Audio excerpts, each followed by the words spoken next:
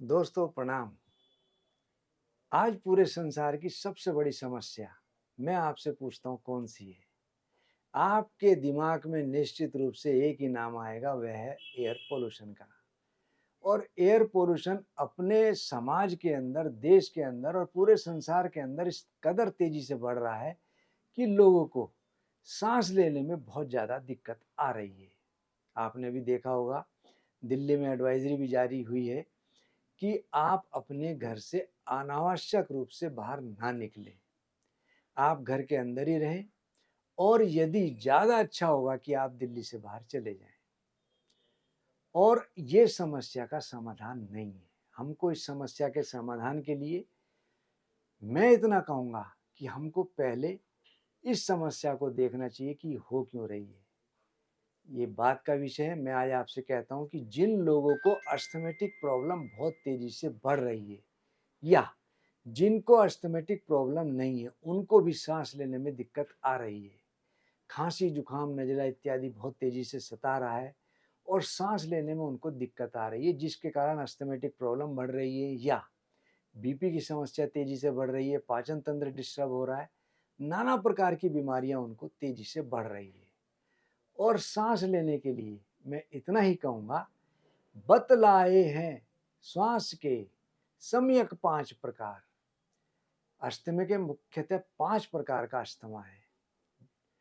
जिनको स्टार्टिंग हो रही हो या जिनको ये समस्या बन गई हो, ये वीडियो विशेषकर उन लोगों के लिए है जिनको सांस में दिक्कत आ रही है। महाश्वास में अधिकतर बढ़ता वात विकार। महाश्वास ये पहला प्रकार का महाश्वास है जिसमें वात तेजी से बढ़ता है। उधर श्वास में जानिए निश्चित वात प्रधान, श्लेष्म वात आधिक्य से छिन्न तीसरा जान। तमक श्वास में सर्वदा श्लेष्म वृद्धि पहचान, वात दोष की अधिकता क्षुद्र श्वास में जान। श्वास 5 प्रकार का है। नंबर 1 महाश्वास, दूसरा उदर श्वास, तीसरा छिन्न श्वास, चौथा क्षुद्र श्वास और पांचवा जो बिल्कुल असाध्य है जिसको कहते हैं तमक श्वास। तमक श्वास असाध्य है, ये ठीक नहीं होता, लेकिन जो बाकी 4 प्रकार के श्वास है, महाश्वास, उदर श्वास, छिन्न श्वास और क्षुद्र श्वास, इनके ठीक होने के चांस काफी रहते हैं। जिनको श्वास नहीं भी है, जिनको सांस आने में दिक्कत आ रही है, तो इसका मतलब वह अस्थमैटिक प्रॉब्लम की ओर बढ़ रहे हैं। हमको सबसे पहले इस पोल्यूशन से बचना है। दूसरा, विरुद्ध आहार बिल्कुल भी प्रयोग नहीं करना है। आपने देखा होगा रात्रि में लोग दही का सेवन करते हैं या सर्दियों में ठंडा पानी, फ्रिज का पानी पीते हैं, उनको भी ये दिक्कत बहुत तेजी से आती है।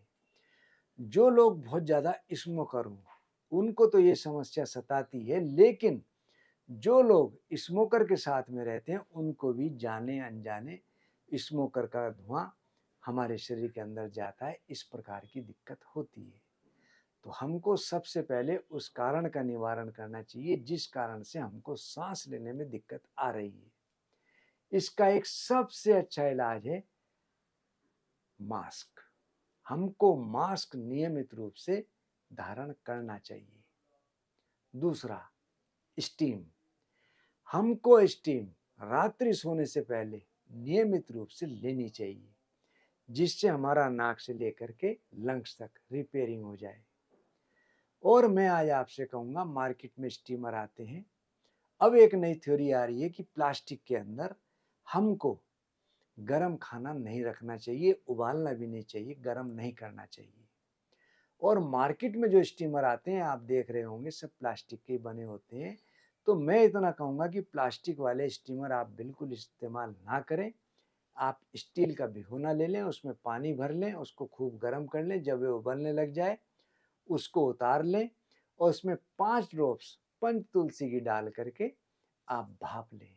नाक से लें, मुँह से निकालें, मुँह से लें, नाक से निकालें और ऊपर से तौलिया से अपने आप को ढक लें।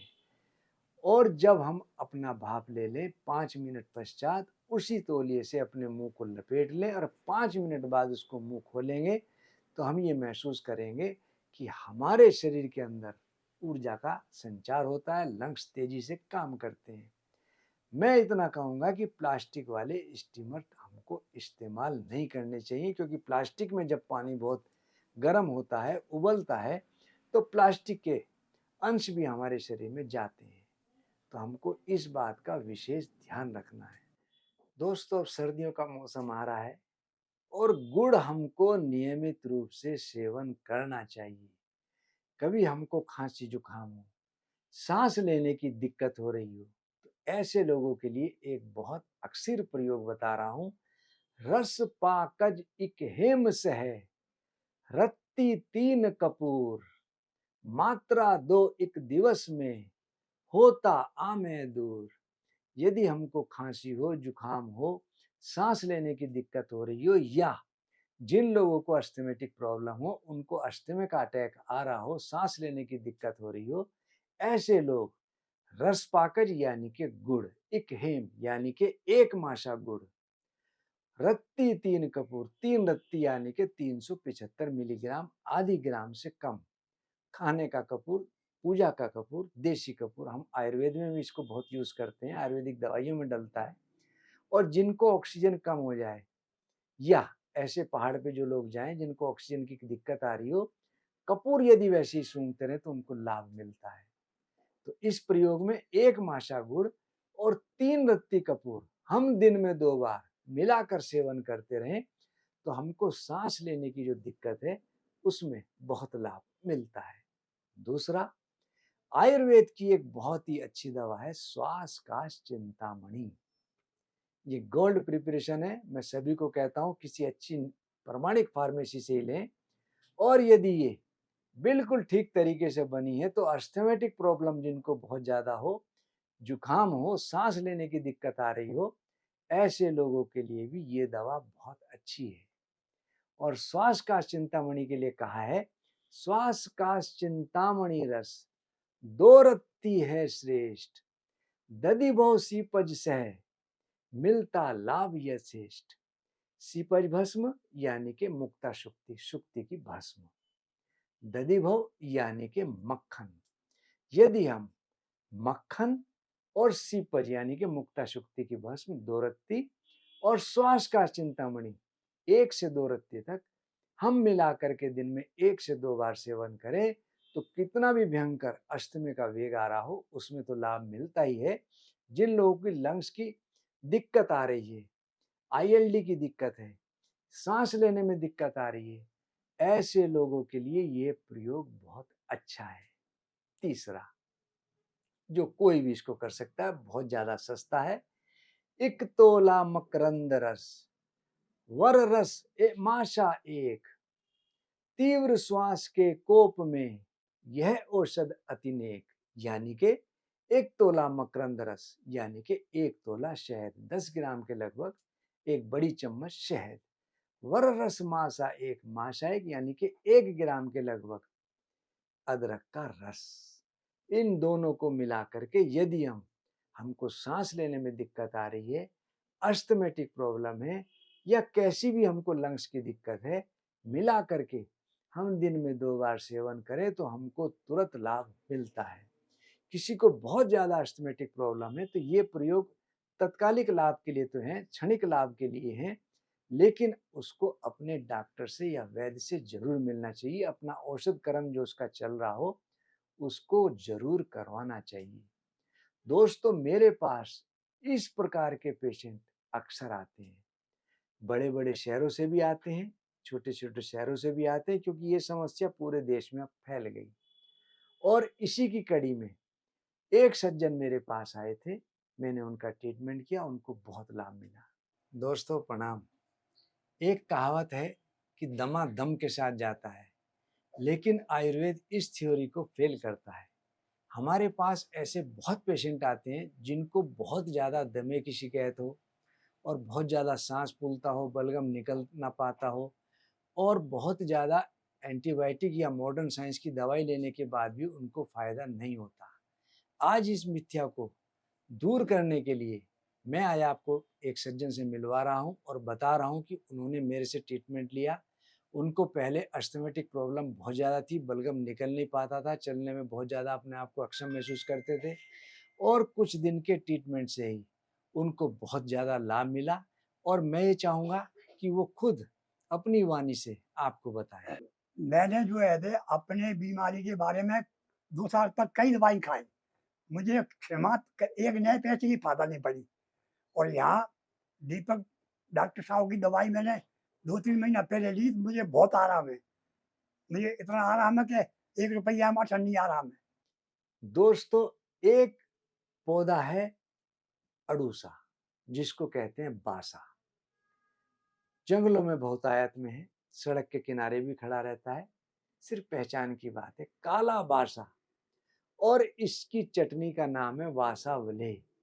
कैसी भी हमको खांसी की, बलगम की, श्वास की दिक्कत हो, लंग्स की दिक्कत हो, एक एक चम्मच दिन में 2 बार हम बासावले को लेते रहें तो हमको बहुत लाभ मिलता है। लेकिन इसके अंदर चीनी पड़ती है। जो लोग डायबिटिक हैं उनको मैं एक छोटा सा और प्रयोग बता देता हूँ। आपने देखा होगा कुछ साधु सन्यासी अक्सर धुनी रमाए रहते हैं और किसी को खांसी हो तो राख उसको दे देते हैं। राख कहते हैं कि आप पानी से ले लो या चूस लो या शहद से ले लो। और मैंने देखा लोगों को बहुत लाभ मिलता है। वह राख कुछ नहीं होती, बासा यानी कि अड़ूसा और दूसरा अपमार यानी कि चिड़चिटा। कोई भी जो उपलब्ध हो आप उसको ले लो, उसकी राख बना लो, उसको फूंक लो। उसकी राख 250 से 500 मिलीग्राम यानी कि चौथाई से आधी ग्राम तक हम शहद में मिलाकर चाटते रहें। हमको बहुत लाभ मिलता है। आयुर्वेद में जितने भी कफ सिरप हैं, ऐसा हो नहीं सकता कि उसमें बासा यानी कि अड़ूसा ना हो। हम उसके पंचांग को या उसके पत्तों का रस शहद के साथ मिलाकर वैसे ही लेते रहें। अगर किसी को डायबिटीज हो तो शहद ना लें, उसको वैसे ही चाट लें तो बहुत लाभ मिलता है। दोस्तों, आयुर्वेद की एक बहुत ही प्रसिद्ध दवा है सीतोपलादी और मैं कहता हूं कि आप या तो इसको खुद बनाओ या किसी प्रमाणिक फार्मेसी के लो। सीतोपलादी यानी कि सी, जिसको कहते हैं मिश्री, हमको क्यूब वाली नहीं लेनी, धागे वाली लेनी है। दूसरा तो यानी कि तवासीर, बंसलोचन, ये मार्केट में नकली भी है और अधिकतर फार्मेसी कैल्शियम सिलिकेट यानी कि नकली बंसलोचन ही प्रयोग करती हैं। लेकिन जो प्रमाणिक फार्मेसी हैं आप उन्हीं के यहाँ से इसको लो। बंसलोचन अच्छे वाला, असली वाला महंगा है। सी तो पै यानी कि पीपली, ला यानी कि छोटी इलायची, दी यानी कि दालचीनी। 16 8 4 2 1 ये इसका रेशो है, फार्मूला है। आप इसको मिला करके ग्राइंड करके चूर्ण बनाएं, शहद के साथ, गर्म पानी के साथ, चाय के साथ सेवन करें, आपको तुरंत लाभ मिलेगा। पहले लोग इसको सभी लोग घर में रखते थे, बच्चे, बूढ़े, जवान, प्रेग्नेंट, कोई भी किसी भी उम्र में किसी भी अवस्था में इसको हम ले सकते हैं। इसकी मात्रा आधी से 1 ग्राम तक है। बिल्कुल ये बहुत निर्दोष और बहुत प्रमाणिक दवा है। इसका तुरंत लाभ मिलता है। या आप घर में बहुत अच्छी रबड़ी बनाओ, गाय के दूध की, बाजार की अगर किसी के यहाँ अच्छी मिलती हो तो उसके यहाँ से ले लो। इसमें छोटी इलायची के दाने मिलाकर ले लो। कैसी भी खांसी जुकाम हो उसमें बहुत लाभ मिलेगा और अस्थमे की या सांस लेने की कोई दिक्कत हो उसमें भी हमको बहुत लाभ मिलता है। दोस्तों, मैं आपको नित नई जानकारियां देता हूँ और आपका कुछ नहीं जाता। आपसे मैं सिर्फ 1 सेकंड का टाइम लेता हूँ। आप बेल आइकन प्लस उसको सब्सक्राइब करो, जो कि हमारा यूट्यूब है आदर्श आयुर्वेदिक। आपके करने से आपका कुछ नहीं जाएगा, लेकिन हमारा जोश बना रहेगा। हम आपको नित नई जानकारियां देते रहेंगे। दूसरे social media, LinkedIn, Twitter, Instagram, Facebook page और व्हाट्सएप ग्रुप, आप उन पे भी हमको फॉलो कर सकते हैं। धन्यवाद।